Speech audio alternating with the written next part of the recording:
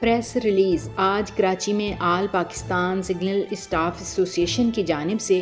اپنے سرپرست اعلیٰ سید احسان علی صاحب کے اعزاز میں الوداعی تقریب کا اہتمام کیا گیا۔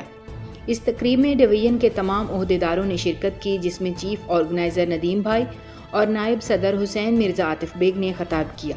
اپنے خطاب کے دوران سرپرست اعلیٰ احسان علی صاحب کی خدمات کو سراہا اور مزدوروں کی جدوجہد کے لیے انہیں خراج تحسین پیش کیا۔ اس موقع پر مزدور رہنما سید احسان علی صاحب کو شیلڈ بھی پیش کی گئی اور انہوں نے کہا کہ آئندہ بھی ہم سب مزدور اکٹھے ہیں اور آج کل جو تنخواہ میں تاخیر ہو رہی ہے اور پینشن بھی تاخیر سے مل رہی ہے، اس پر اپنی تشویش کا اظہار کیا اور وزیر اعظم پاکستان اور سی ای او پاکستان ریلوے عامر بلوچ صاحب سے مطالبہ کیا ہے کہ تنخواہوں کی فوری ادائیگی اور پینشن کی فوری ادائیگی کو بروقت بنایا جائے، اس میں تاخیر نہ کی جائے اور جو ریٹائرڈ ملازمین ہیں ان کی گریجویٹی اور بقایا جات کو فوری ادا کیا جائے۔ اس موقع پر فاروق خان ساجد بلوچ، وقاص محمد وقار، راشد اوان اور تنویر بھائی نے مقررین سے خطاب کرتے ہوئے حکومت وقت سے مطالبہ کیا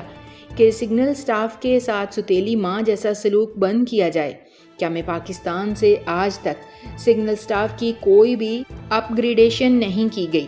ان کی اپ گریڈیشن کی جائے اور تنخواہوں میں جو تفریق ہے اس کو ختم کیا جائے اور تمام مزدوروں کی تنخواہوں میں مہنگائی کے تناسب سے اضافہ کیا جائے، جبکہ بجٹ کی آمد ہے۔ بجٹ کے موقع پر ہماری تجاویز کو مد نظر رکھا جائے۔